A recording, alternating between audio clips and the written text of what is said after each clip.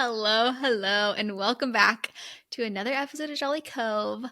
I'm your host, Sophie. I'm joined by Issa today. I'm so excited to talk about this cozy book with you. How are you doing? I'm doing well. I'm excited. I feel like I already know your thoughts, but I'm excited to see if maybe I don't know your thoughts. We'll Ooh, see. okay. I feel like you guys had like a little sneak peek because I did tell you that I read it last year, and I was like, Yes. we need to read this But again. sometimes when you read something again, you're like, what was I thinking? Or Yeah. you're like, it's better than I ever even remembered. True. So the book we're talking about today, let's dive into what this episode is. Oh, first of all, at the top, we need to say SG is very dearly missed on tonight's episode. She couldn't make it, but she'll be back next month. And yeah, just wanted to say we're missing our jolly We love SG. you, SG. And we love you so much. Okay, but we're talking about The Very Secret Society of Irregular Witches tonight by Sangu Mandanna. This book is cozy. This book is perfect for October. And like I said, I read it last year. I loved it so much. And I just thought there wasn't a better choice for our spooky season special tonight. So I'm excited to talk to you about it, Isa. We're also going to do a fun little like Halloween-y Q&A, like a spooky Q&A type of thing. Okay, so first let's start off with Jolly Drinks Corner. And then we need to catch up because I feel like I haven't talked to you in 6 years. Too long. And I need to know what's happening in your life. Like you got a dog. I'm dying to know everything. But Issa, do you have a jolly drink tonight? No, I literally failed. I failed the assignment. I'm so sorry. Give me an F. I told her. I got on and I was Can't like, I feel believe you. naked. Like there's something wrong today. Something's going on. And then I'm like, it's my jolly drink is missing. I forgot Shame. it. And No, this it's is the okay. episode to have one. No, it's so Sad. fine. I Dark. told her before we started recording, I was like, Stunning. my Wow. drink it's jolly enough for the both of us because I Look made at a that very glass. on theme, fun jolly drink. It's a smoky apple cider margarita. It's a My half-baked mouth just harvest watered. recipe. Isa, you have to try this. Like, I wish you were here so I could have made one for you. It is so, so good. I can't stop drinking it. I'm like really trying not to down the whole thing really fast. So I need to keep my head on straight for this episode. But it's got so it's a half-baked harvest recipe. It has Okay. mezcal. It has Ooh. it's Say basically like less. an apple cider margarita. So there's apple cider in it, but I used a pumpkin spice apple cider. It has, I already said, mezcal, Cointreau, lime Ooh. juice, a little Okay. bit of maple syrup, and it's just the best. It's so good. And then I put a little apple slice and some cinnamon sticks in there. And it's got a sugar cinnamon rim. If you're Okay. on YouTube, you can see. This is so traumatic for me that I'm not there with you. Like, what is this? It really is. It tastes like you're drinking a margarita by a bonfire because it's got like that smoky deliciousness to it. But That's it's where I so want to warm. be. I know, same. Like desperately. She's stunning. Yeah, I'm excited about it. And I vlogged it because life update. The I'm back on vlogs are YouTube. back. Wait, what? I'm so excited. I just had this feeling that the fall was the comeback season for me and that I needed to I've had this get my butt back on YouTube. Well, we can talk I thought about you summer next was the comeback. I thought spring was the comeback. But I'm happy we're moving forward. Thank you, Queenie. Yeah, I took like a 6-month break from YouTube just to kind of hiatus. like, yeah, a little hiatus, gather my thoughts. Like, what am I doing here? This is a lot of time and effort for what? And I missed it a lot. What do you mean for what? For your memories, like how special to have.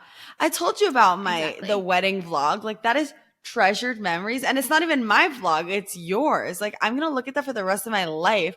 I'm going to put that on a DVD in case one day YouTube just crashes down and I have something hard copy. You know, That's I don't know so if that precious. even makes sense.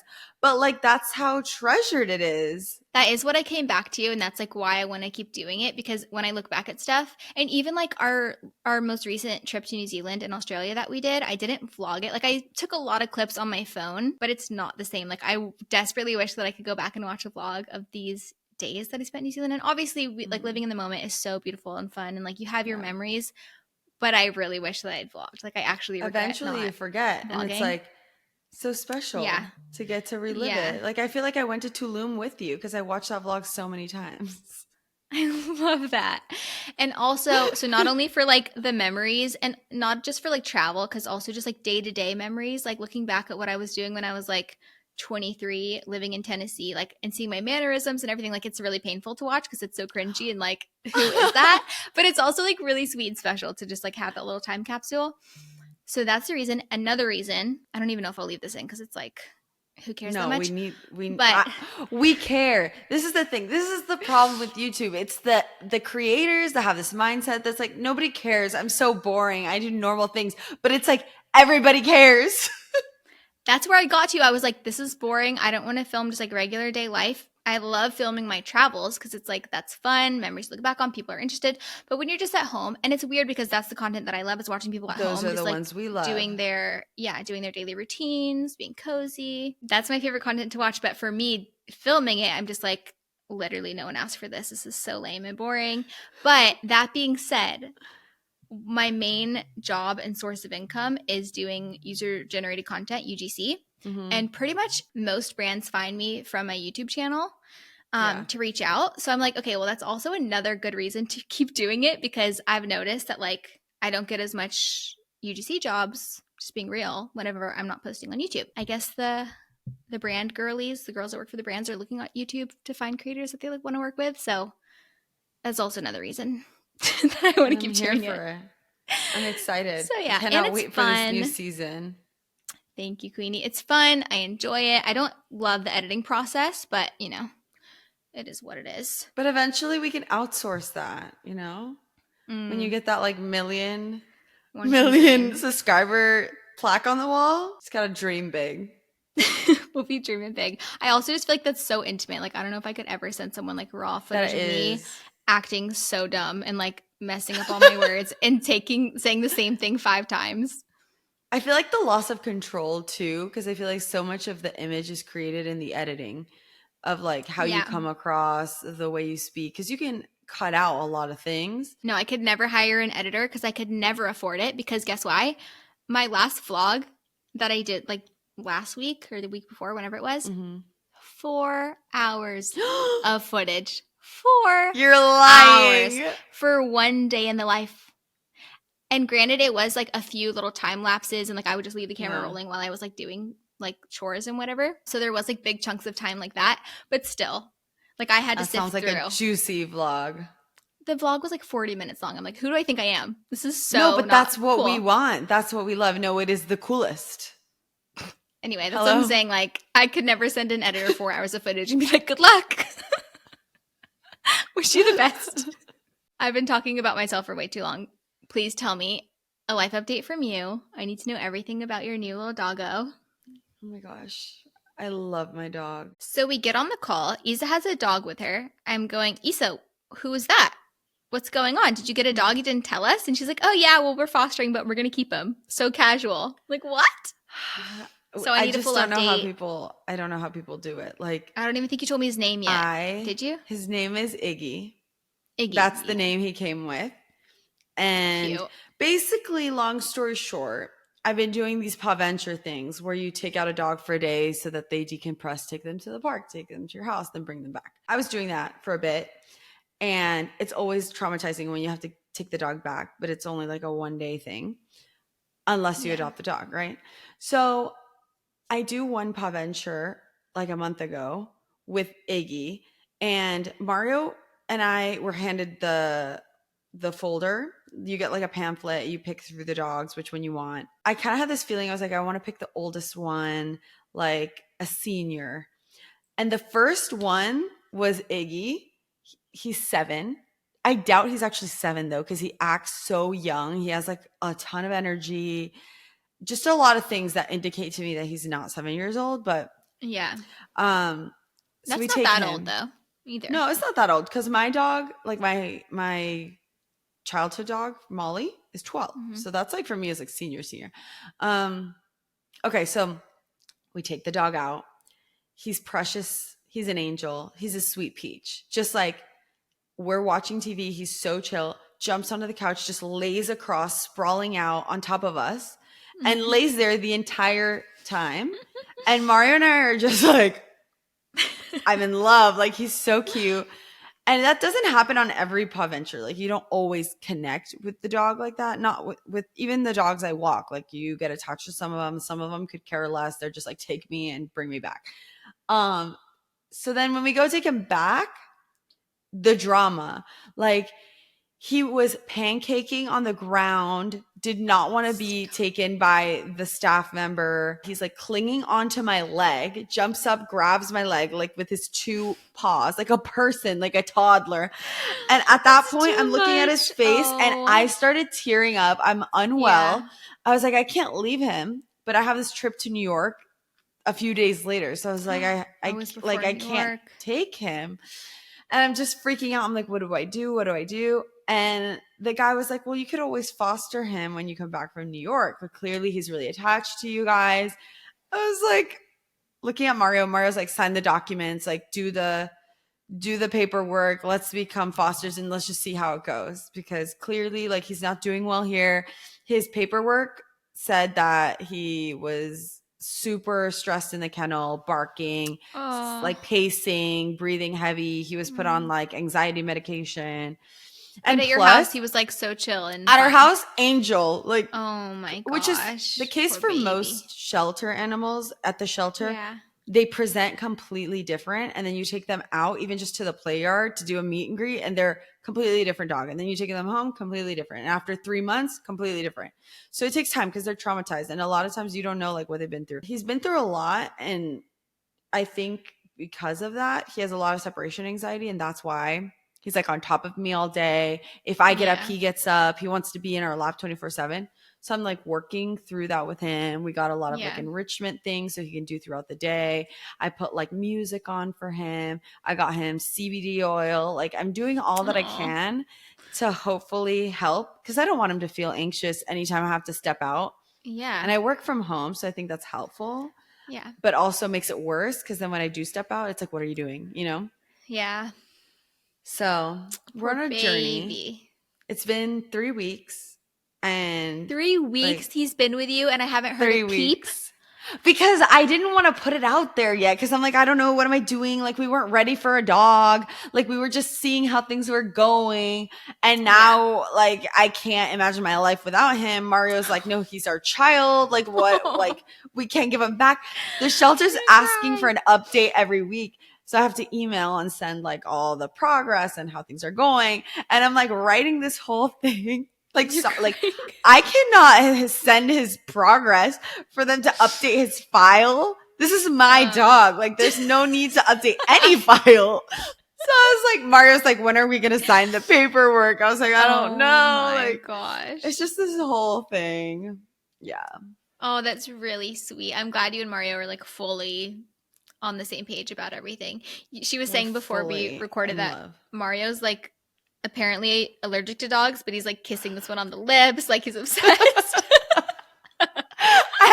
I haven't pointed it out, but the other day, like, I just see things and I'm like, oh, like he woke up and Iggy goes over to Mario's side of the bed and like goes to like get a little kiss every morning. And Mario's like, Iggy, good morning, how are you? And he's like kissing him, patting him, and I was like, wow, I love impressed. This for us. Yeah. I'm so impressed not only with Mario, but like with Iggy to just like become part of the family. Like, no, fully like, entrenched in the meant family. To be all along. That's so sweet. So I'll keep you updated on how things go. Yeah, I'm so excited for you. So far, so good. I feel like I need to send you a card, like a newborn, like you just had a baby. I truly feel like I did. I was like, I need a hat that says boy mom. Like, I am a boy mom.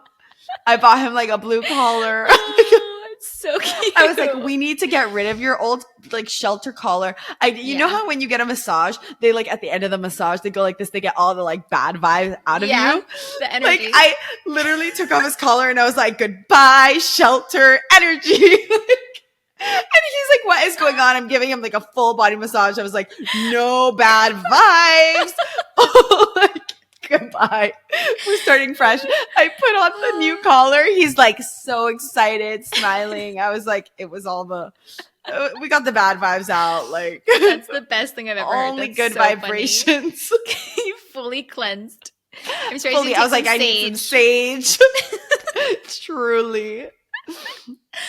Aw, Iggy is so lucky to have you guys. I'm so happy for him. So that was the longest life update ever, but I'm literally obsessed. so It's the best far, update that we've so had. good. It's the best update we've had since you got your horse. So that's something. You.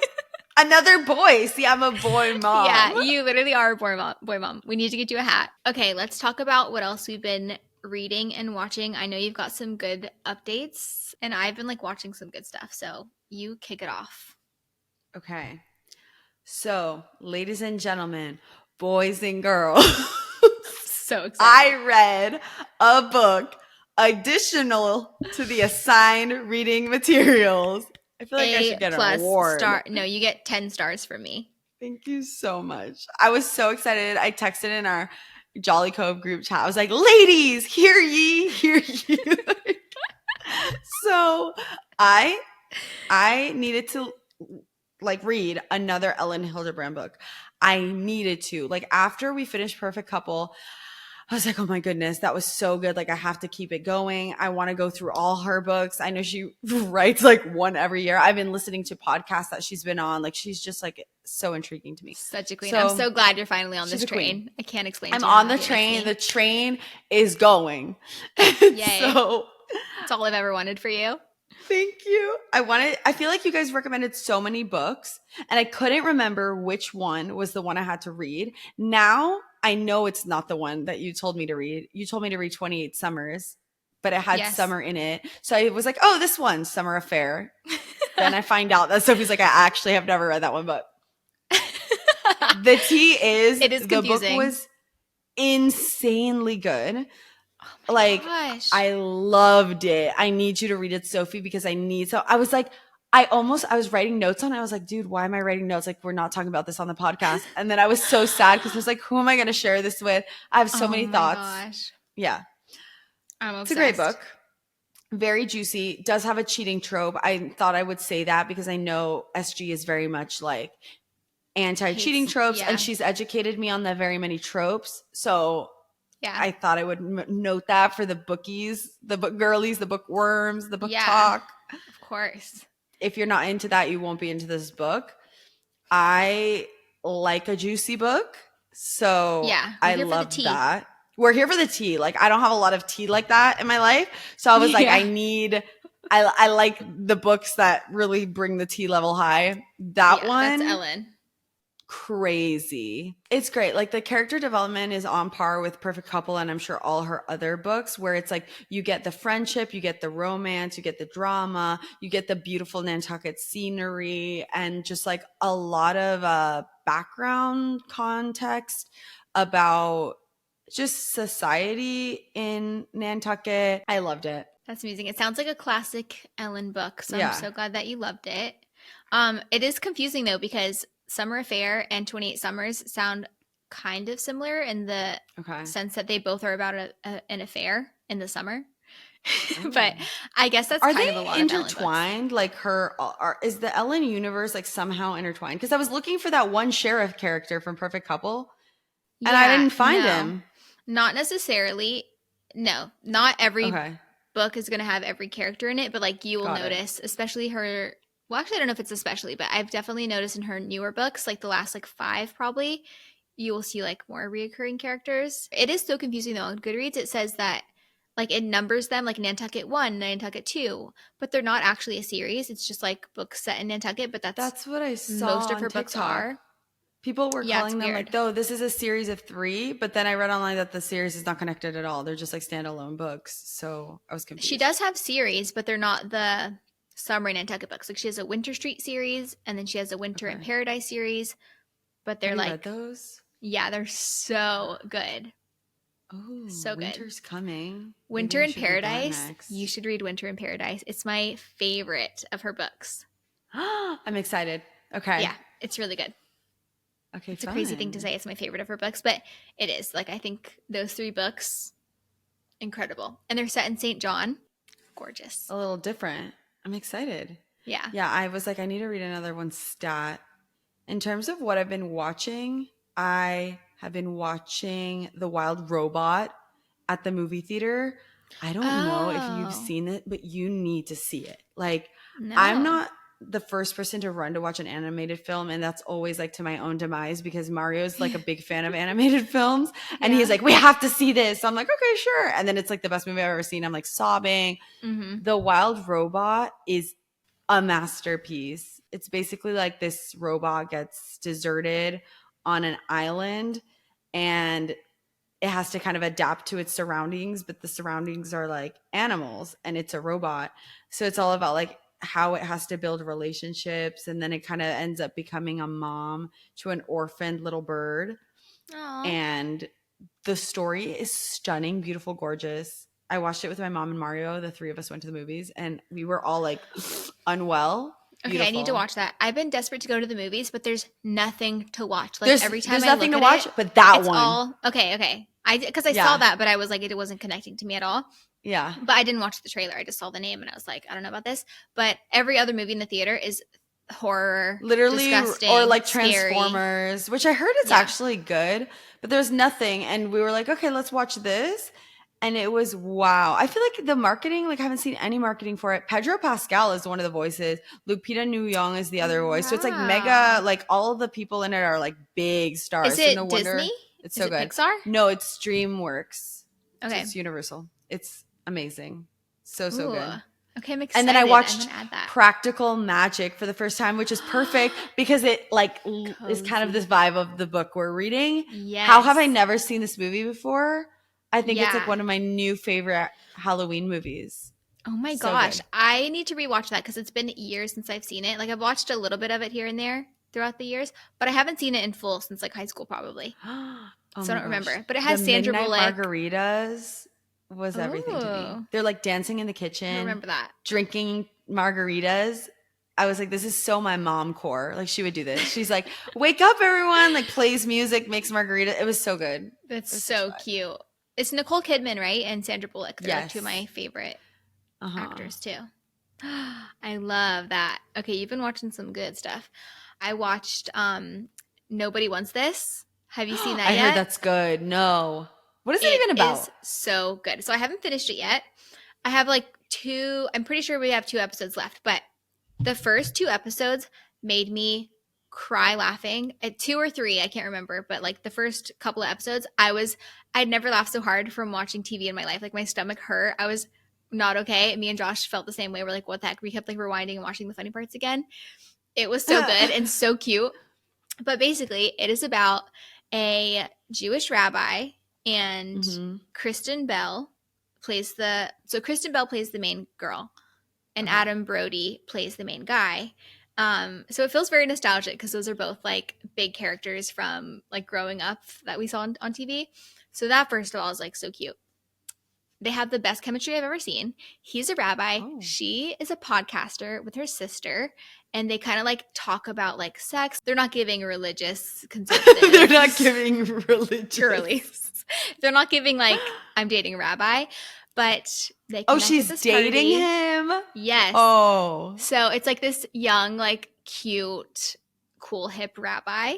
And they get together, but it's obviously a problem that she's not Jewish.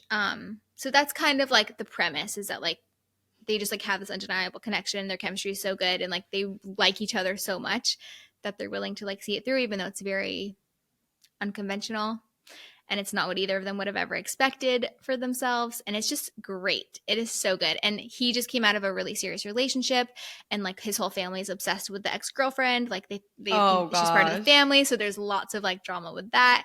And it just is really funny and cute. But yeah, the first 3 episodes were the best. It's still so good. Like definitely going to finish watching it. But also the episodes are like 25 minutes long each. Oh, okay. Which for me, doable. Like that's so satisfying. Like I love that. Just watch a quick little episode. I like it so much. And there's only 10 of them. So you could like literally binge it in a day. Is it giving sitcom or is it like a drama? Like a comedy drama? No, it's in between. It's like a rom-com drama. Okay. I'm also watching Bake Off because it's Bake Off season. A joy. I'm obsessed. The cast this season is so quirky and sweet and funny. Like I immediately fell in love with all of them. And usually like the first several episodes, you're like, okay, like I don't really care if this person goes home. Like it doesn't make that much of a difference. We're only on episode 3 now. And I'm like, I I don't want anybody to leave. Like, this is going to be so heartbreaking if any of these people leave me. Like, I need to follow them all on Instagram. It's just like such a fun season.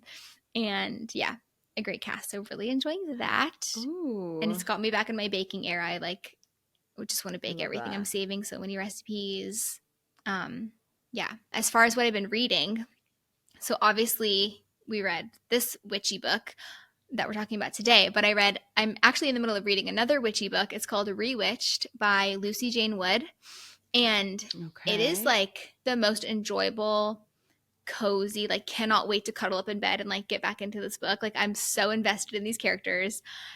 It feels like a warm hug. Like, every time I like open my Kindle, it's just the best thing ever. It's set in London, of course, which I love. It's perfect for this time of year. I think I would still enjoy it even if it wasn't October, but it just couldn't be better for right now. And I'm like 70% through, and like I'm really savoring it because I don't want it to be over, but really good. Yay, really, really good. Okay. That's fun. And it's this author's first book she's ever written. So I'm just like, what the heck? Like, I'm so impressed, and I want to read everything that she ever writes now. So that's exciting. She has more stuff out? No, she doesn't. It's the only thing. Yeah, and Issa, she's a YouTuber. She has like this amazing YouTube channel. She's in London. I think you would love it. Is she a vlogger? She's a vlogger. She's like, she's vlogged her whole experience like through her publishing process. I don't know if she vlogged writing. I've only watched a few of her videos so far because I just realized that she had a YouTube channel. But yeah, she did like a big Q&A, like talking about her whole journey of writing and like giving writing tips, and like she's so fun. She's super, like, I could see her becoming like a comfort creator for us, for real. Okay, I love this. Drop the link, please. I'm ready. Oh, I will link it for sure. I will send you a link, and I'm going to link it below this video because you all need to read it. I actually really would love to get her on the podcast, but I think she's probably too busy for us. But we'll see. Maybe I'll reach out once I finish the book. That is my most pressing thing that I want to tell you that I read. I did read some other stuff, but you don't need to hear about it here at this. Maybe you can hear about it on my YouTube channel. Okay. Plug the YouTube channel. I feel like I'm just going to be way too long-winded if I start talking about other books. Are we ready to get into our thoughts and feelings about The Very Secret Society of Irregular Witches? Yes, I'm excited. I'm ready. We haven't spoken at all about this book, like not even a nothing. Okay, wait, no, I want to hear what you have to say first. I've been waiting. You tell me first. Okay. Now I'm nervous that you're like hated it. No. Okay, that's not the case. Okay, so like I said, like a little bit about what I think because I read it before. Yeah. I gave it immediate 5 stars. So I read it last October. 5? I read it in the last week of October. I was on a train. I read like the bulk of this book. I probably read like at least half of the book on a train from Amsterdam to somewhere in Germany. So it was prime like coziness. Literally coziest possible scenario, like cozied up on a train with my little Kindle, like reading this witchy book in October. It was perfect. And so I like was escaping into this world, and I just couldn't believe how like magical and beautiful it was. It's also set in the UK, which, as we know, like that's my weakness. I'm obsessed. So in the rereading, I gave it like that's why I feel bad. Like I don't want to downgrade my rating because it was so good the first time I read it. We're in different life phases, and that's okay. Also, I listened to it as an audio this time, whereas last time I read it on my Kindle. So I think that also changes a little bit. But this time I think I would give it like a 4.4. And what made you knock it? I think just like the element of not having the twists be a big surprise, because I knew, like I kind of forgot a little bit of the stuff that was going to happen. But in the first time I read it, like the twist really hit me, and I was like, oh my gosh, I didn't see that coming. That's so good. Because it was such a cozy book, and I was just reading it for the vibes, truly. But then whenever the plot was actually good and like surprised me and was really fun, I was like, oh, 5 stars for sure. So maybe there was the element of that being gone, or I don't know. It could just be my setting that I was just reading it like at home, like in normal life, not in Europe on a cozy train. I don't know. That could be it. Yeah. I do think that I tend to, anytime I reread a book, like I still love it, or like a 5-star book. I But still it's not love the it, same but as the first time. yeah, it doesn't Yeah. hit as hard. I had the same thing for The Perfect Couple. Those are my thoughts. Okay, please tell me what you think. All right. So initially, like when I first started reading, loved it, thought it was super cute, cozy. Like I felt like it has a lot of heart to the story. Yeah. The characters are super quirky and fun. So I like that. I felt like there was a lot of like diversity in characters. Like it wasn't like the 50th Daphne we were getting. We were getting like a little bit Yes. more, which was cool. Like you don't always get that. Um, Sometimes characters are a little like two-dimensional. This was Yeah. better. Um, all of the magic, like the setup of the world building, I think is what they call it. That's what really drew me into it in the beginning, like the description of the cottage, like just all of that I loved, thoroughly enjoyed. I think as I got deeper into the story, it started to fall a little flat for me just because I felt like the three children usually, like for me when they it's either like a love or hate when they add the kids, right? I Yeah. think we read one where the girl, what was the book where we read where the Broken girl goes back? French. No, well that one too. The other one where she like goes to the future and she's a mom and these are her kids. Oh, yeah, yeah, yeah. The Good Part. The Okay, Good the good Part. part. So like I was thinking of the good part and I felt like right there, like I was connected to the children in that book. Broken French. I felt like I was really connected to the little girl. Yeah. Here, like I felt like they were kind of forgettable. That like for me, I Okay. didn't connect to the kids. Yeah. And then I felt like the chemistry between the main characters was a little bit forced sometimes reading the dialogue, but that happens with these rom-commy books. So like I was like whatever, like we can look over that. But it's just, like the grumpy sunshine trope, learned that. I felt like that wasn't giving for me. Like I was just like this Oh. guy needs to go to therapy. He's Okay, not like I loved the romance in this book. I couldn't vibe. Like I was just like, I I love feel it. like he needs to, like connect with his demons, get over it, and come Yeah. back a little bit more emotionally open so he can actually have a relationship. So that was like an issue.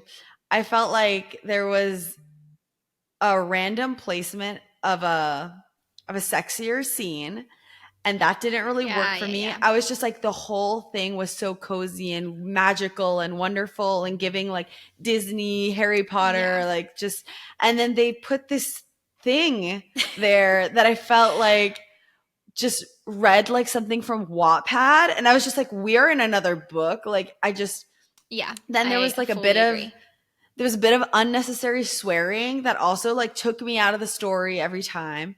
Okay, agreed. I noted that. I was like, this feels like disrupting my immersion and I don't like it. So that could have gone. And then I just felt like once we got through that and we we're like, okay, the plot is progressing. When we get to the end, the reveal, like I was unsettled. Like I was like, oh, surprise, this is so fun. Like what a cool twist. I was like, this just messes up everything we just set up. Like I feel unsettled. Like now I can't Oh root for this no. found family like whole dynamic because these people basically tricked her. So like the whole thing I was just like, "Oh my gosh, like this doesn't feel good anymore." And so then that just affected my whole like all of the good things about it. I was just like I'm second guessing everything. Like this feels disgusting. Like they're Oh scammers. wow. They're So scammers. that was my whole journey with it. Like it was like love, we're getting better. Ah. I completely feel you. I think the difference for me is that I'm so just like there for the vibes that I'm not like taking it too seriously, like these people's Yeah. decisions and stuff. So yeah, like obviously I knew they were gonna fight about that. Like that was gonna be a problem, like because they needed to have like some kind of conflict, like towards the end of the book to, Hmm. you know, for the drama and stuff. Which I didn't love it, but I was like, okay, this is a necessary thing, and we just need to get through this, and everything's gonna be fine. It wasn't that deep for me, I guess. But I do fully agree about like the random sex scene and stuff. That to me is so annoying, and the cursing as well. Like we sound like so We sound so prudish, prude, but it's not but even that. whatever. It's just like It's just like we can if we're gonna read a broken French, we're gonna read it, you know. But if we're gonna read Like this A magical cozy, little sweet little cozy magical sweet. book. Like, We don't don't do need this to me. We don't need it. Yeah. It just feels so forced. Like they're like, oh, I'm sure she submitted the first draft, probably didn't have any spice in it. And they're like, we need to like, they think that this is what the people want, which I'm sure a lot of people do want that. And the good thing is you can just kind of skim it or just skip it, which I tend to do, especially on audio. I'm just like, fast forward. It's really easy to just fast forward. But anyway. I think there's a way you could do spice and indicate that things went down without being so like graphic about it. Like I don't know. Yeah, a lot of authors are really, really good at that. I like, because you can still have like the tension and like the sexiness without being like fully detailed, like we're in the room with them. Yes, 100. But I did enjoy the read. I did enjoy. Okay, good to know. I just had some critiques about my experience with it. Very fair. Very fair. Yeah, if I had read Rewitched, which is the book that I just told you guys about, if I had read that first and then I read this one, I think this one, the rating would have been different because like I just had never read anything so cozy and magical and whimsical. I was just like, this is so different. Great. It's very different, I feel. I like it even more than this one, and I really loved this book, so that's really saying something. Anyway, okay, should we move along to dream casting? I'm actually so excited about this. Okay, I'm excited too. Oh, but I have to add a note that my mom gave me. My mom told me, she was like, I have what is that? Like a constructive criticism for you. And I was like, okay. She was welcome it. I was like, please tell me. And she was like, not everyone is the same age as you lovely girly pops. And she's like, you all are talking about these actors and actresses and throwing out all these names. And she's like, I'm whipping out my phone. I'm putting on my glasses. I'm searching on Google these names to try to see if, and she's like, and by the time that I actually pull up who this person is, you're on to the next. And I'm searching and I can't, she's like, and then you're on to the next question and I'm lost. And she was like, if you could add on the YouTube video, like the photos of them, so I don't have to search them. Yeah. And she's like, I feel like you might have some people in the audience like me who would appreciate it. I try and I was sometimes, like, I will tell especially Sophie. With mine, I'm always like showing my phone to the YouTube to like show it, but I can't do it for everybody. So that's a good thing to do in like post in like the editing room that I will add that. So that's a very good point. Because I was like, these names for sure, Queen. My mom will not know. Okay. Yeah, same. She's going to know one of mine, but that's about it probably. Yeah. Okay, who do we have for our leading lady for Mika? Okay. Are you ready? Yeah. I feel like you're going to like it. Naomi Scott from Aladdin, the live action. Okay, I'm also going to have to Google this because I'm like... Once you Google it, like it'll come together for you. Because they noted that she's Indian. So I was like, okay. Yes. I need to find an Indian beauty for this. And then I was like, oh my God, Jasmine from Aladdin. She's actually Indian. Like she's British Indian. And she's like, can come off like she's the age group that could play it. Because I was like, Priyanka Chopra's like too old for this. She's stunning, but it wouldn't work. My girl, I think, is also a little too old, but it was the very similar vibe to you. And she's also Indian. I think she's Indian Pakistani. Like her dad's Indian. Jamila Jamil. Oh, stunning. Yes. I've seen her and stuff. Yeah. I kind of like yours better, though. Yours is more. Thank you. It was hard. I did a lot of research.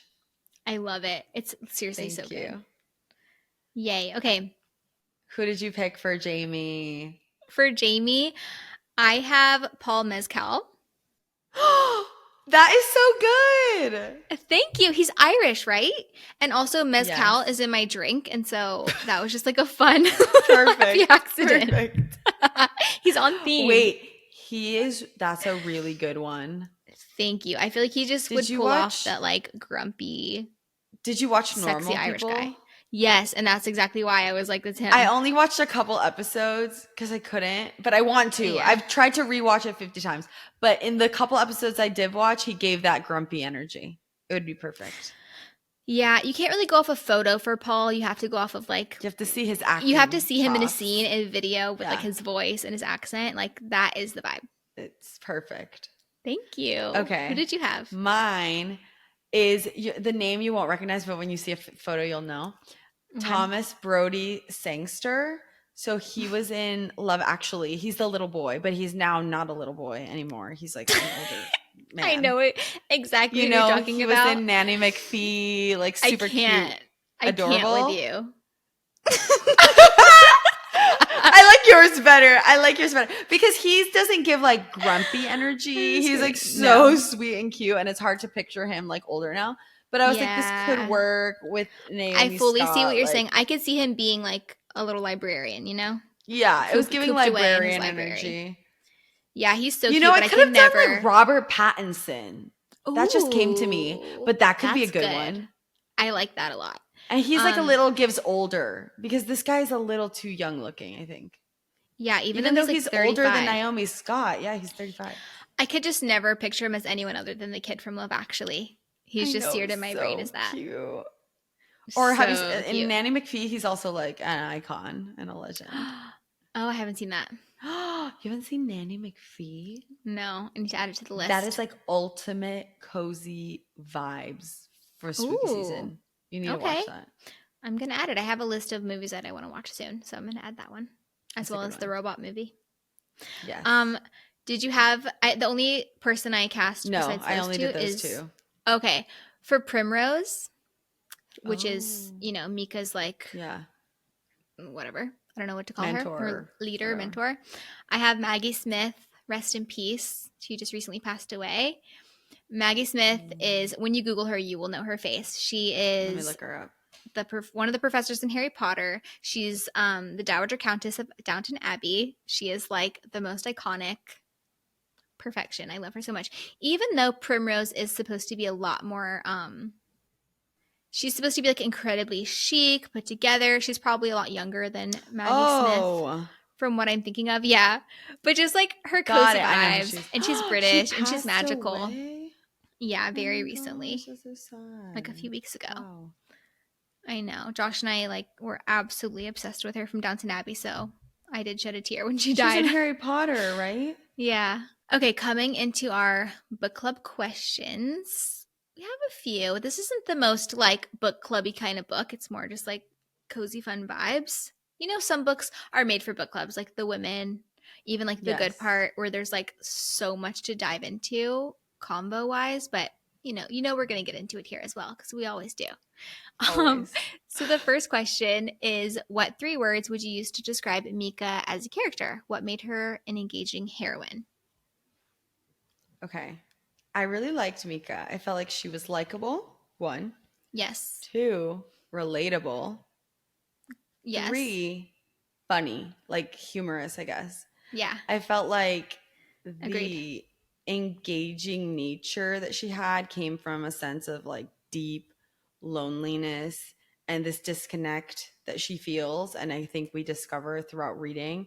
And I think it was that vulnerability that makes her so relatable for the readers. And that like sense of humor was a lot of times like self-sabotaging. And I don't know. I think that like you pick up on those little things, but it added to her charm and made her more compelling. Yes. She was very, you're right, self-deprecating in a way that was like what it was. Endearing. Yeah. I love that. I would agree. My 3 words, even though it's more than 3 words, is cool big sister energy. Ooh, she really gave off that like, I wish you were my big sister because you're like so cool and you know everything and like you're funny and whatever. Kind. And I feel like that was a big theme in the book was like kindness over niceness. And I just like liked that distinction, and the way that they explained it was really good.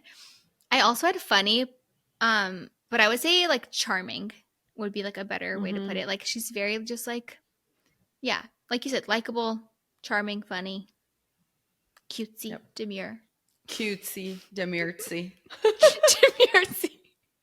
I don't know where that came from because that's like such an old trend now in my brain, but it just came out. I feel like I see that every day on Instagram. Really? Like it hasn't stopped. TikTok, Instagram. Oh, wow. Like very cutesy, very demure. You know what it is? I haven't been on TikTok in so long because I was spending so much time. This is how I am. I'm so like one track minded or like out of sight, out of mind for me. I was on TikTok so much because it was like one of the apps that was like easy to get to on my home screen. And because I was on it so much, I was like, let me just switch it to like harder to get to on my phone. I moved the app. I've been on it like twice in the last month. Like I don't You even know look at why it. I finished Ellen Hildebrand so fast? Because I deleted Instagram because I had no space on my phone, and it was like either Wow. Audible or Instagram. I am Just so deleted it proud because of I was like, you. I have to finish this book. And then I forgot that I deleted it. And we're at this I'm party the crying. other night, and my friends are like, oh, did you see this? Did you see that? And I was like, huh? And they're Huh? like, where have you been? I'm like, Wow. not on Instagram. So yeah, now I'm I'm so back proud because of I you for use it for choosing work. book But girly life over I Instagram. did. This weekend was full book girly life, and I loved it. That I was like, is, I don't isn't need it nice? Instagram. It's Isn't so it so nice. I felt like good? such a nice disconnect, and I was like, there's so many other things you can do. You waste so much time scrolling. It's crazy. It's so much more Yeah. enriching. And like you're not going to remember the stuff that you scrolled Yeah. on Instagram, but you'll For remember work, how I a book have made to you feel. have it. Yeah. But then I was like, maybe on the weekends I should do this more often. Just delete it for the weekend. Like I don't need to I be. love that idea. I want to do that too.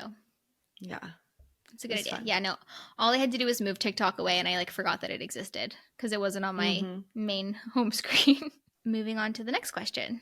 Mika and Jamie have very different personalities but find themselves drawn to each other. Why do you think that is? And what parts of their personalities would complicate or complement each other in a relationship? By the way, these questions are from like a book club questionnaire thing that like came with the book, like which I No, I love. Like, liked it. It was a fun switch up to our normal questions. yeah, I like when books come like that because it's just very helpful for us, but also like comes up with questions that I might not come up with myself. Um, okay. I feel like Mika really brought out like a really fun, lighter side to Jamie. Like he was very obviously it's like a grumpy sunshine, so like that's what's gonna Mm-hmm. happen in any grumpy sunshine trope. But I really liked how she like brought him out of his shell and like made him have fun, even though he like didn't want to. I thought that was cute. He like really couldn't help himself around her. And then I feel like for her, Jamie brought a sense of like hominess and like security and stability that she never had. She'd just kind of been like floating through life, moving from house to house, from like always switching up her home. She never really had like an anchor because of the way that she grew up, and like it makes sense. But yeah, I liked how he brought her some like groundedness and stability. Agreed, agreed. I Okay. think the lightness that she had kind of softened him up a bit. But I think Yeah. on the flip side, I th- I think that could cause issues because we already know that Mika has this tendency of like overlooking hurtful behaviors. And Mm. I think that in order for the relationship to work, it's kind of like what I was talking about earlier. Jamie needs to address some of his grumpiness. So, like, what is the root cause of this attitude? And I think Mika would probably have to like assert herself more clearly because I could see how that could cause issues like further down the road. I do feel like they shared like a really cute sense of humor together. Like they Mm-hmm. both like were on the same page, like with their banter. I thought was really cute. Even though you said it was forced, I thought their banter was really cute. And I felt like it wasn't like super cringy or corny.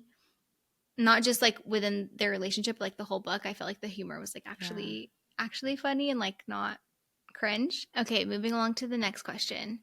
Did the plot twist in the book surprise you? Why or why not? I feel like we kind of covered this a little bit in the top of the Yes, it episode. surprised me. Okay, I live for a twist and like to be surprised by a book, so I was living for Mm-hmm. it. And I like that there was more than one. There was like, okay, first of all, what's her name? Lillian was dead the whole time, Mm-hmm. which we didn't know. Yeah. We also didn't know that Primrose and Lillian were literally twin sisters. That was crazy. Didn't know that. Yeah. Was that it? I guess those were the two things. That her body was hidden on the Oh yeah, property. her bones were just there. That Yeah. was kind of And that they were crazy. trying to like avoid losing the children and all of that. Those were kind of like the details Yeah, of yeah, yeah. her being dead. I was shooketh. I could not find the words. I I liked it. just felt like it undermined like the emotional foundation of the story. And that's why it affected me so much. Because I was Mm. like, we just like completely shifted the tone of the book. And Did it though? I feel like it was the same. And they knew she was gonna understand once they like explained it, right? I just felt like it made the family look like it put them in a kind of like villainous light because they did something that was manipulative. And And they were usually in using her, movies which and is stuff, her yeah, biggest like she's fear. being used. And that's the thing, that it was like her whole fear is that like she gets exploited for her powers. And so then she literally is getting exploited for her powers. So it kind of like makes their motives difficult to forgive. And I get that in Yeah. all these movies, it's like, oh, okay, whatever. But like now we're in love and it's fine because they do this like in every movie. But it just like takes away from the magic of like if it would have happened in a natural way and it wasn't like they were using her from the beginning. It's very fair. So yeah, it soured the setup for me. I understand. I'm Thank just you. along for the vibes, you know. I was just I like, know. what? This is crazy. I'm like, they'll figure it out. Okay. Did you have a favorite scene from this book? I don't know if I had it. Oh, I think I said it at the beginning. Like when there's just the setup of the house, of the cottage.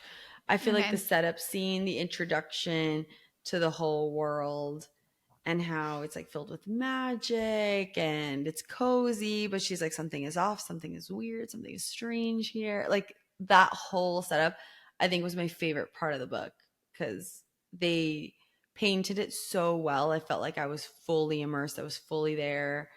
It was gorgeous. It had me looking for cottages in Yeah. Norfolk, right? Yeah. I was like, oh my gosh, I want to go. I was looking on Google search. It was stunning. Oh, we need to go there. Yeah. Probably the most memorable scene for me was when they went out to the bookstore and had their little book outing with Rosetta, the oldest Oh, that kid. was cute. And yeah, and she had like a little explosion happen or whatever, like a little whirlwind happen because like she got mad at one of the boys. I just thought it was really, really cute and like how excited they were to like go out to the bookstore together. It was sweet. Okay, did you have a biggest swoon moment? Yes. I think towards the end when Jamie finally admits that he has feelings for Mika, and it's just like this very soft moment for him after the whole book. He's like giving grumpy energy. I was just like, oh, this is so sweet. And it just felt like a really raw, genuine confession.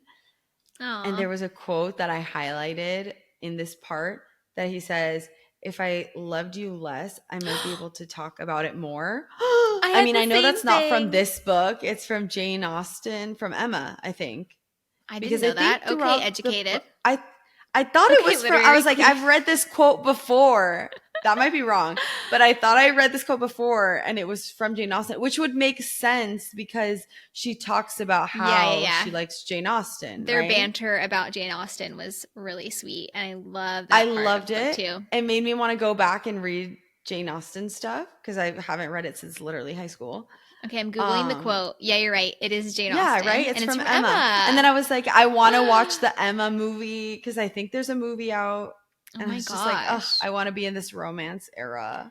It I've was never read a Jane gorgeous. Austen book. I've obviously watched Pride and You need Prejudice, but to. that's about it. Yeah. No, you have to. It Wow. was Okay. it was That stunning, and I just loved how he has such a hard time articulating his feelings in general, but so that when he finally does, using it's that like, quote, yeah. yeah, it was like so profound and like the words fail me, and it was giving. I wrote that as my favorite quote. And I didn't even know that it was a quote from Jane Austen. Like that just speaks to how great Jane Austen is. Like Right? that was It's my so favorite quote of good. the book, and it wasn't even the author's writing. I love it. Very good. And then, did you have a different favorite quote? Because I just told you that was mine. Yes, I did. And Okay. it actually is a perfect little wrap up because you said that you liked this before.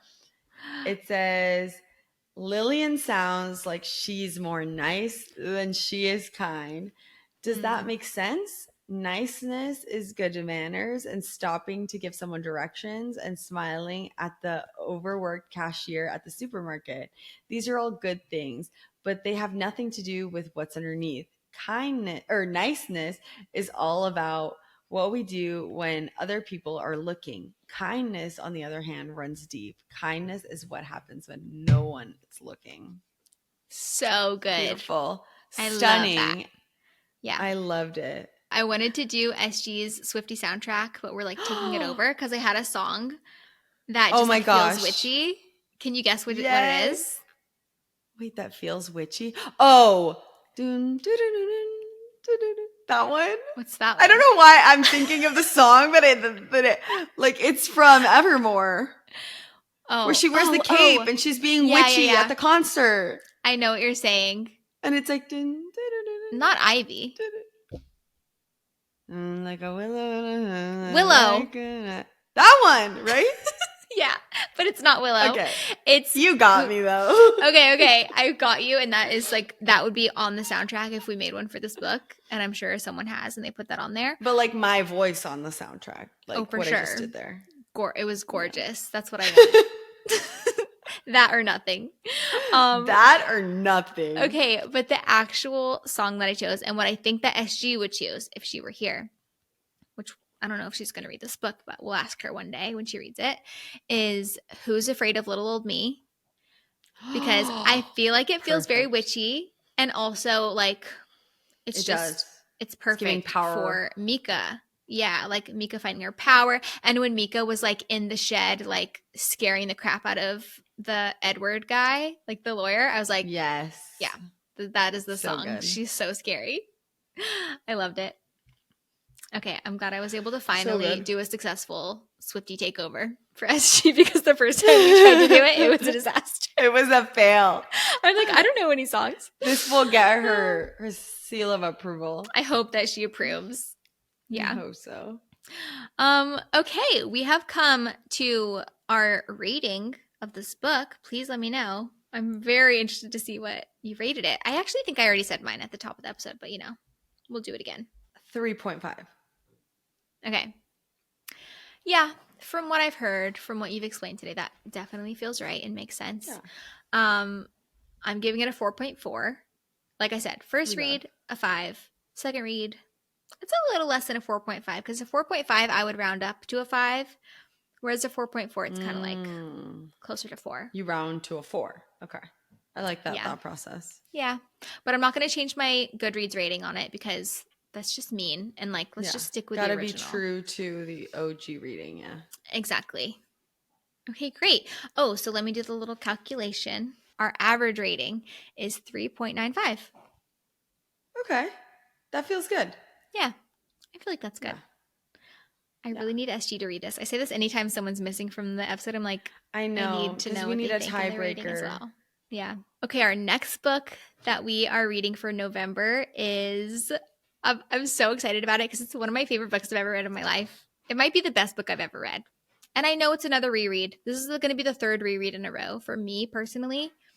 But it's okay. Yeah, because I read The Perfect Couple before. I've read this book before. Oh, and then, I thought you meant like you've read it 3 times. I was like, dang, this is going to be your 4th time? No, I'm so sorry. That is we so can read something else. No, I've only read it once before, but I'm just saying, like, as far as book club picks go, this is the 3rd book in a row that I've already read before. Gotcha. Anyway, I feel like that's a lot of hoopla, and I haven't even said the book yet. The Nightingale by Kristin Hannah is our November book club pick. I'm so excited to reread it. I'm so excited for Isabella and SG have not read it yet, so I cannot freaking wait for them to read it and to experience this magical book. Yeah, not to overhype. I would never.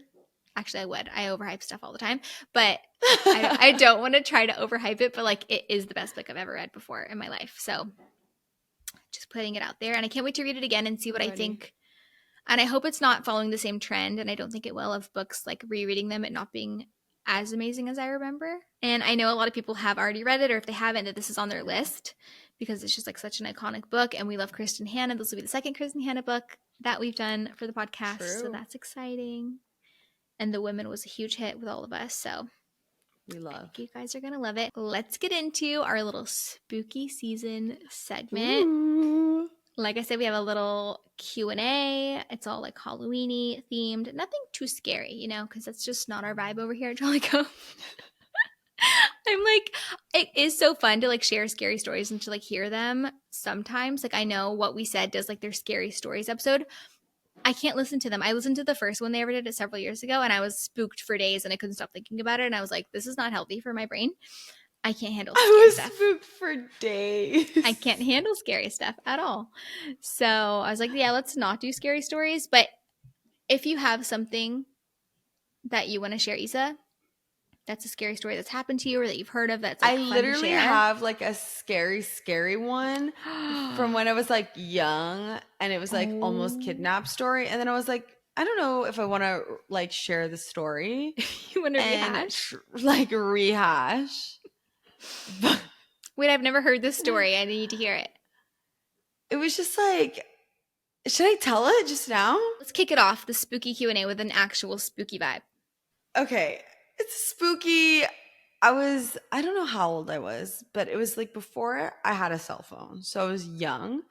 I was sleeping over at my friend's house. She had a little dog, and we were like, let's take it on a walk. And her mom was super chill, super relaxed. She was like, yeah, you can take the dog on a walk.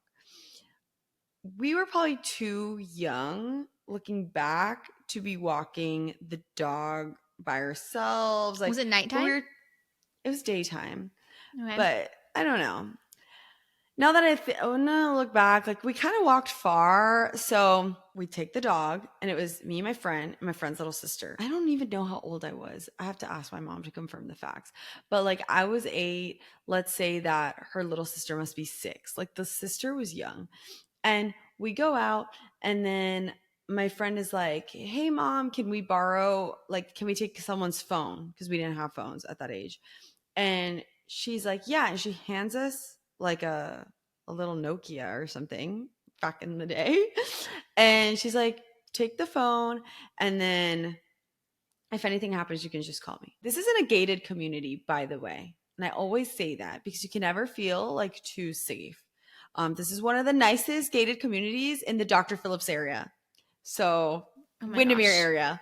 So we get to the park, we're there, and we're just sitting on a bench talking. As we're sitting there, a big like a truck comes by, and it was almost like a landscaping company with a big trailer, and they block like the area to walk in to this little like grassy patch with the fountain and stuff. They kind of block the entrance.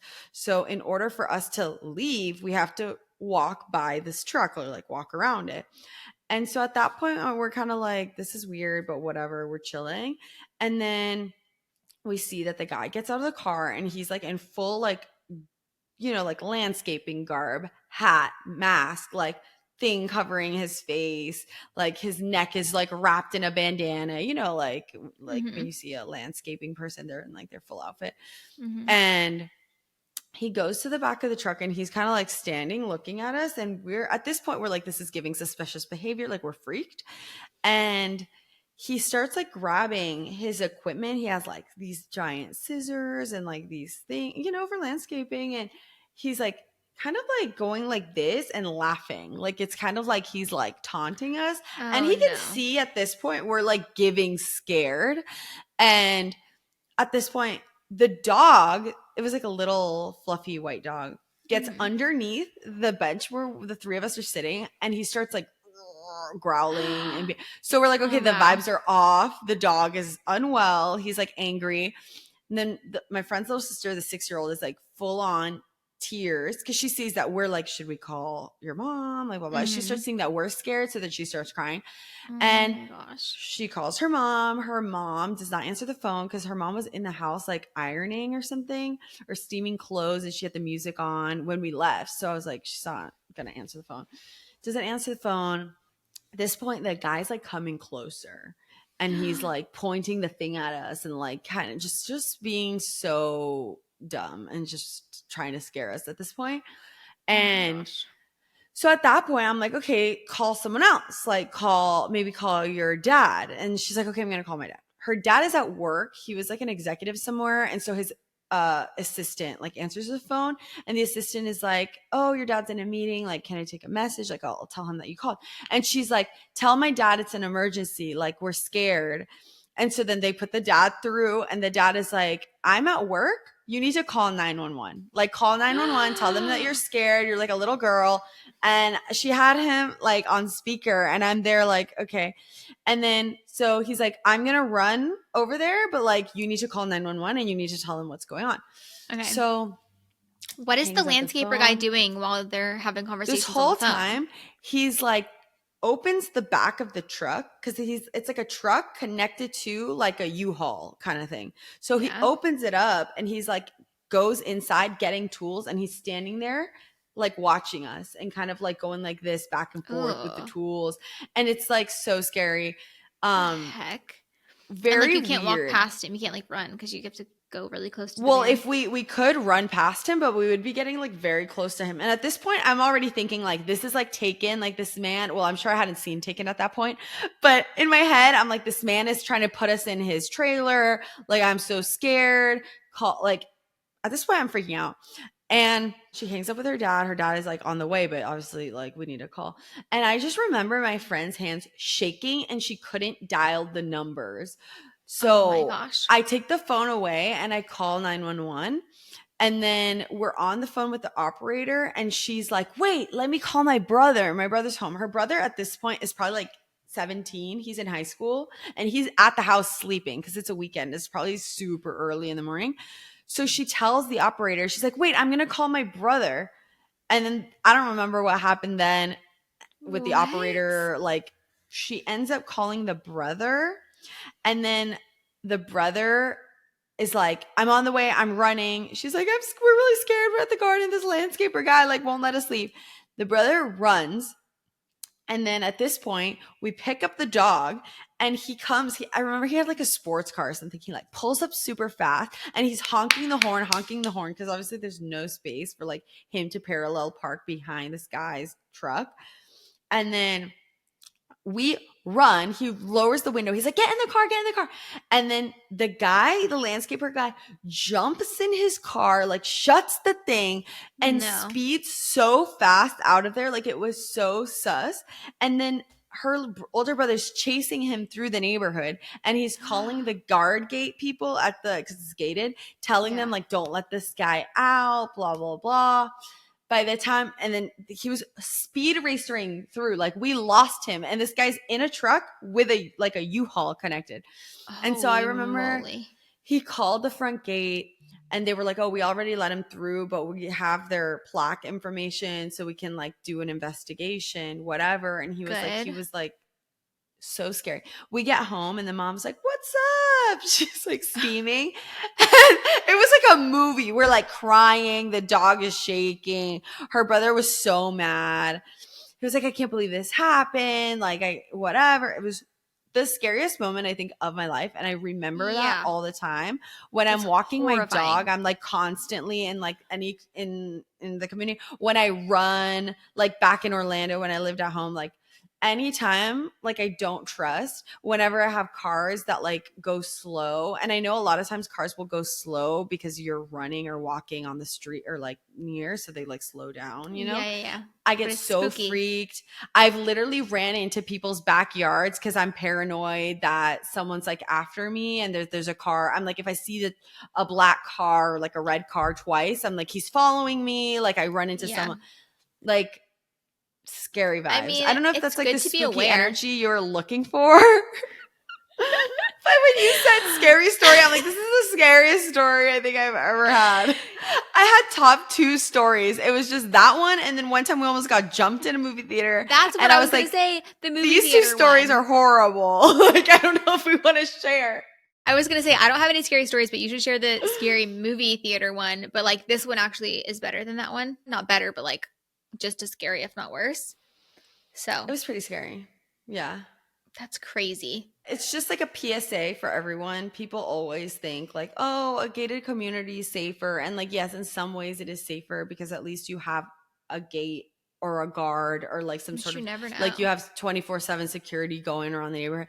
But still like you can't like control, like there's Amazon and deliveries and Uber Eats and like companies that are coming to landscape or clean the house or whatever, let alone like just like people that come in and out that maybe are not the people living there. Maybe they are. Maybe they're friends of people. Maybe there's a party. I don't know. But like, you cannot ever trust. So just live your life knowing that, not that you're Stay not alert. safe, but like stay alert.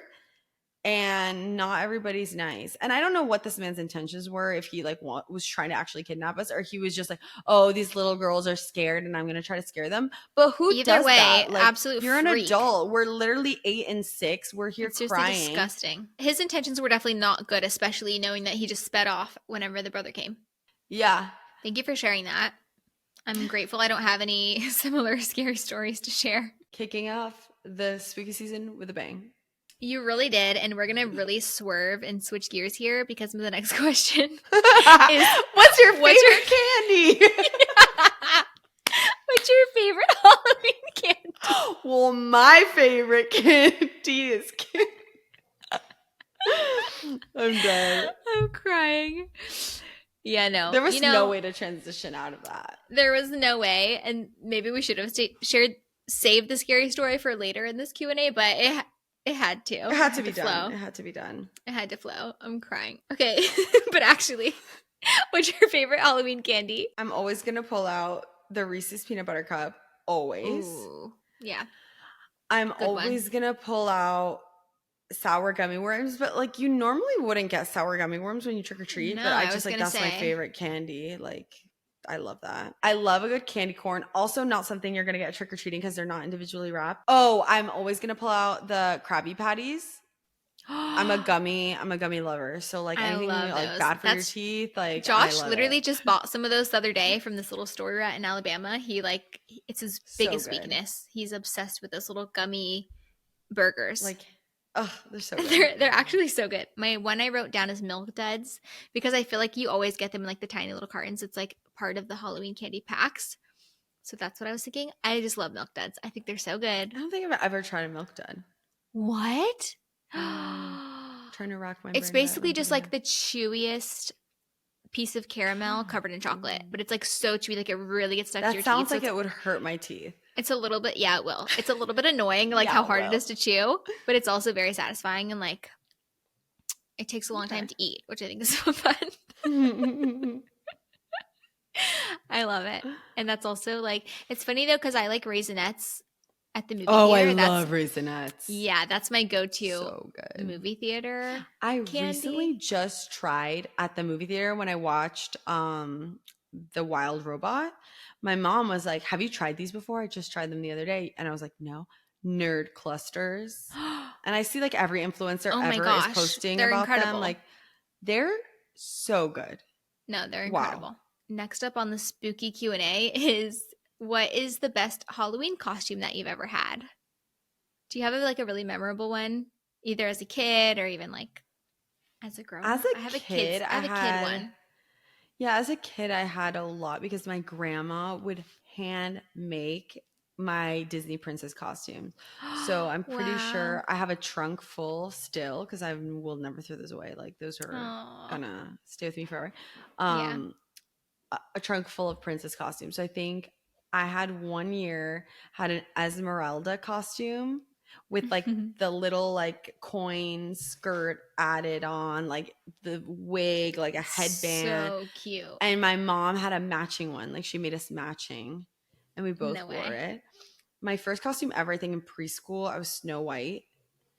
And very on brand. My grandma made the Snow White costume. She made me like a Little Mermaid one, a Cinderella, Sleeping Beauty. Like, I have them all. So they're like very... That's so cute. Always Disney princesses. That's always. So precious. That's and so then as Issa. An adult... It's like your origin story. That makes sense now. The origin story, yeah. Like, it was always a Disney princess. She was always a princess. As an adult, like more recently, Wanda. I was Wanda for Halloween with Mario. But we were like there. Who was that? Have you seen Wanda? The Wanda you haven't seen? Star Wars? Like, she's like a Marvel superhero. No, oh my so gosh. Sorry. Stop. Is this WandaVision? Is what you're talking about? WandaVision, yeah. Look it up. I can't believe you haven't seen WandaVision. I'm not a big like superhero. I'm not a Marvel girly. There's one Halloween episode of WandaVision, And apparently, like in the comics, she has like This one on Halloween, she has like a YouTube? fit. Yeah, it's this. Very cute. And so I was like, I want to be Wanda on the Halloween episode, like what Wanda wore on Halloween. So then it was so easy. Like I just bought a red bathing suit online, and then I bought like hot pink tights. I bought like the knee-high red boots, the cape, and then it was memorable because I could not find an individual crown anywhere. And I think it was the year WandaVision came out. So like there was no wands or crowns in stock anywhere. Couldn't find it. So my mom made it for me. And she Oh my like cut out gosh. this, like printed out a stencil, cut it out, went to Michael's, like got all the things. And I feel like the costume came out so good. I went to a Halloween party. Everybody was like, oh my God. That's So amazing. I feel like I it's love that. an iconic I need a thing. photo. Maybe we can post it to the stories. Yes, I'll send it to you. I put it on Instagram. I don't think I've dressed up for Halloween since I was like in high school. And I can't even What? remember when. I don't know. Like we just don't really do a lot for Halloween. And like it's fun. Like I would love to go to a Halloween party and dress up and it'd be fun, but like they're just I feel like when you're a grown up, you don't really get invited to that many fun Halloween parties like you did when you were a kid. Thing. Like you don't get invited to so many and then you don't have a reason to do it. Last year, like Mario's family has a family friend that like does like an adult family friend that I guess every year they would do this massive Halloween party. And so when we started dating, like very close to when we like first started dating, like a month after, it was Halloween, they invited us to this party. And I remember it was giving Gossip Girl. Like it was like my gosh, it was that's like my at dream. a country club or something, and it was catered, and it was like tables Incredible. and tables of food that was all Halloween themed. That's like insane. The decorations were insane. Like it was like they were spraying like mist all over. I was just like, this is like a movie Halloween party that is amazing. And then I think the next year we couldn't go because we were on a trip or something. And then the next year was COVID, so they didn't do it. And then there hasn't been another. And I was just heartbroken because it was the most amazing party I had ever gone to. Like I was like, this is amazing. So last year we were like, we need an excuse to dress up. Like there's no party. What are we going to do? And me and my friend group all went to like Brickell, like downtown Miami.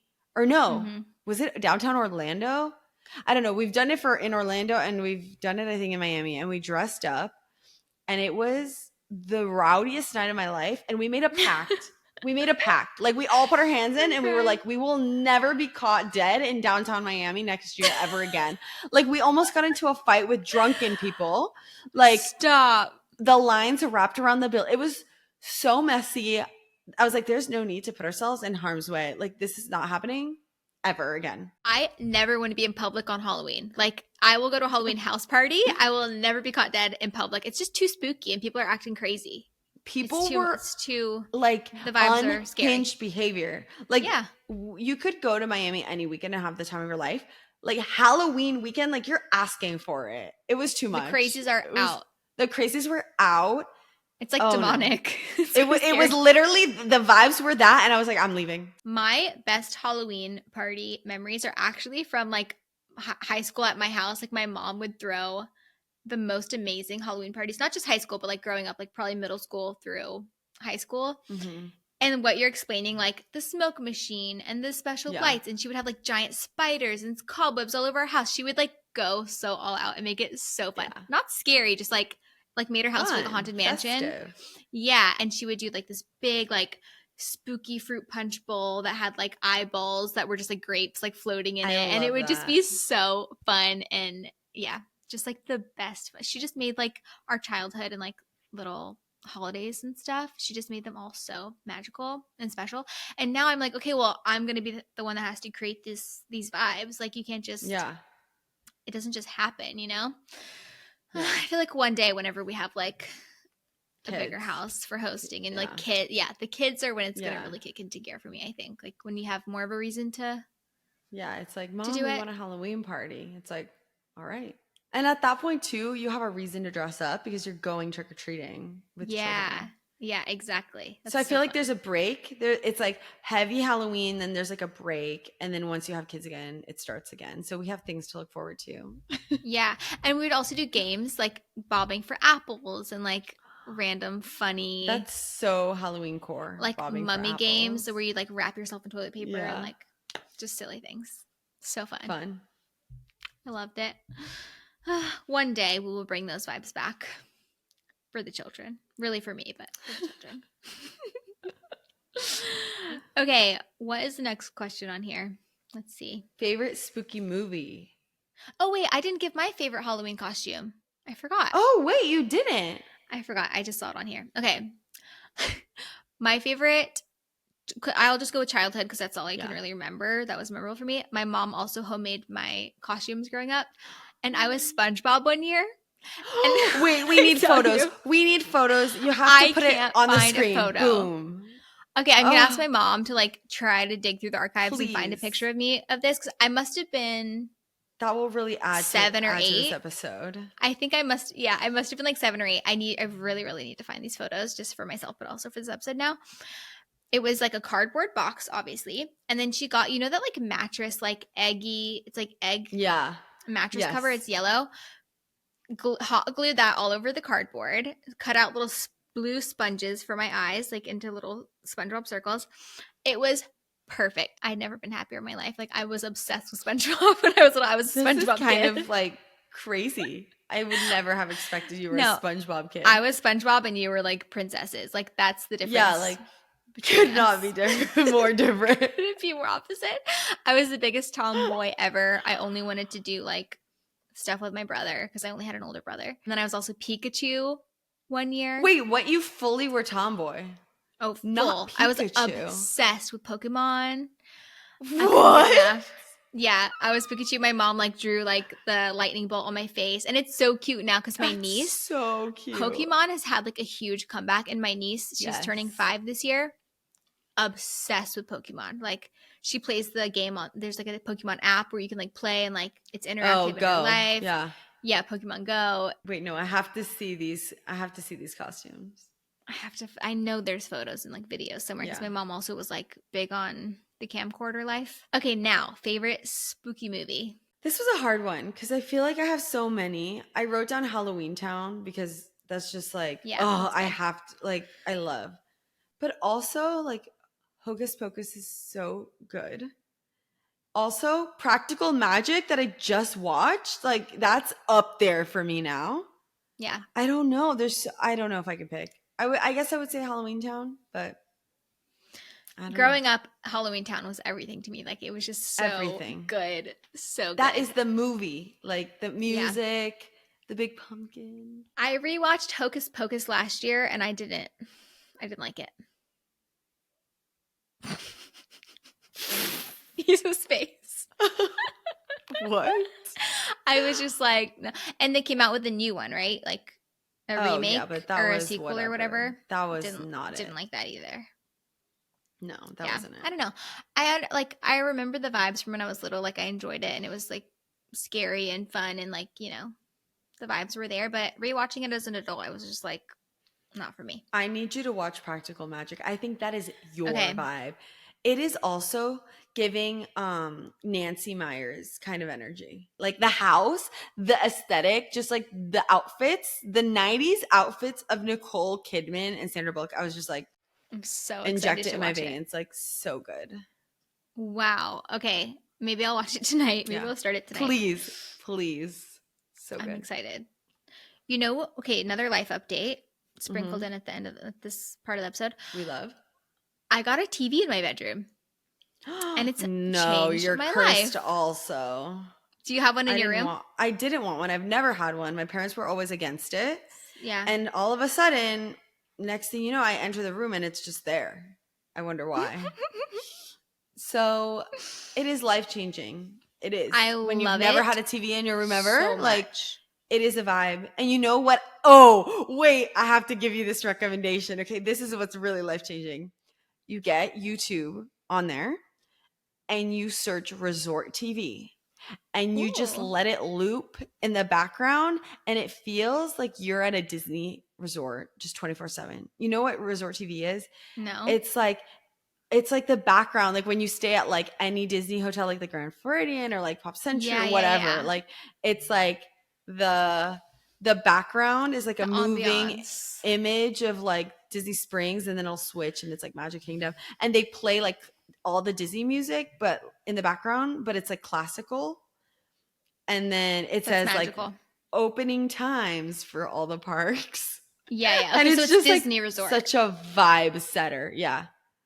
But you just search resort TV and that's what it's called. I'm always searching like for seasonal cozy vibes, of course. So I always type in like autumn ambiance or whatever, or like autumn library or something like that. And then it shows like a cozy room with like rain and a fireplace and like autumn leaves outside. So I'm like always doing that. I love it. So good. Or I'll just like put on Gilmore Girls and just mute it and just have the vibes going in the background. I should do sometimes. A little Gilmore Girls in the background. That was a random little side tangent, but I just love it so much. I talked about it also in my YouTube video, my latest one. I love it and I don't. Like, I wish I didn't love it. It makes me feel like I'm at a hotel. It has that cozy, like special vibe that you're at a hotel when you can just like click on the TV and like watch anything first thing in the morning. And we very often, especially on the weekend, will like start a movie at night and like watch half of it, and then like we'll want to keep watching it in the morning, and that's just like the best thing ever. Vibe. Yeah. Okay, last question in this little Q&A is: any fun plans for Halloween this year?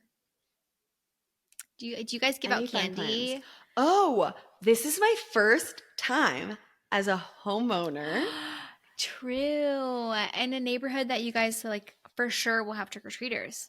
For sure we'll have trick-or-treaters. So I'm like fun. I'm like so excited. I'm thinking I really need to like decorate. I was like not really decorating the outside too much. Like I've been focusing on inside, but I was like, no, I need to like make this inviting so they actually want to come to my house. Yeah. So I went to Publix. I bought a bunch of pumpkins, and I still need to get more because it's like a lot of space. So I'm going to make it really cute. Mm-hmm. I'm getting like a welcome mat with like says something Halloween on it. These are things on my list. And I already bought like a bowl to put all the candy in, but I do want to pass it out. I don't just want to put a bowl.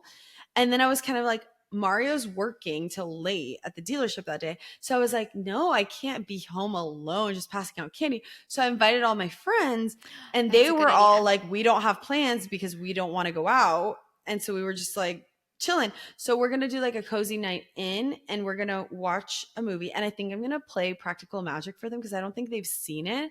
So I'm going to do that. And I'll probably just like order pizza or something that I don't really have to think, because I assume that's perfect. They're going to be like dinging the doorbell all day. I don't know how aggressive it's going to be, but I assume it's going to be intense. Yeah. So I was just like, I'll order pizza. And like they said they're going to bring like certain festive drinks, like some sort of spooky sangria or something like that. They need to make this. Yes, that's why when you said that, I was like, oh my gosh, send it my way, because I need to get going. And then we'll probably just like watch a movie and take turns like handing out the candy. And they all said they're going to bring candy, and we'll see how it goes. And then the next day I'm coming to Orlando because I have Wine and Dine that I haven't prepared for at all. Wait, so pray a half marathon for me. Literally pray for me. Yeah. I mean, I've been active, like I've been working out, and I just haven't been like running very much. Like I've been doing like yoga and walking a ton and riding and like going to the gym, but I haven't ran. And so now it's October 15th, and tomorrow I'm running, like mark my words, because I cannot get injured. Yeah, no, you'll be fine. You'll just be like so sore. I know. And I do this all the time. Like last time, it's just the worst, but we're going to try. We're going to give these next few weeks our all. Pray for me. Are you ever going to do a full marathon, do you think? I just like, no. I don't want to say never, but like, it's not like something that's excites me.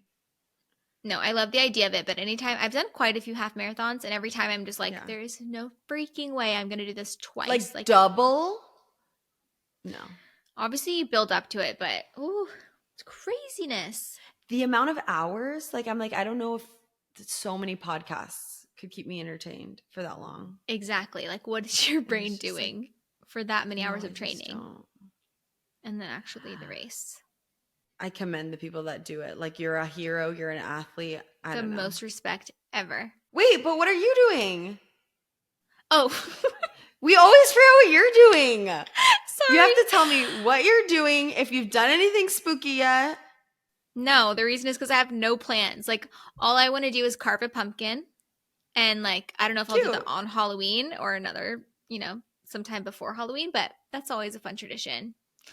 And roast the pumpkin seeds. I don't have any like parties or like we don't even have trick-or-treaters in our neighborhood, so we're not going to be passing out candy You don't because it's have not like any? not a single trick-or-treater. Because it's kind of like there's no like sidewalks, it's just kind of like the road. It's not very neighborhoody, you know? That is a wrap on this episode. I hope that you guys enjoyed it. I had so much fun. I feel like it was a nice little festive, spooky vibes. Happy Halloweeny. Stay safe out there. Eat lots of candy. Yes. And brush your teeth, please. Don't forget, No especially cavities. if you have milk duds. They're going to be stuck in there for a while.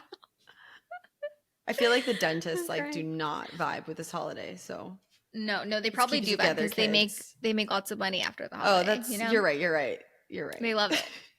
I'm not thinking strategically.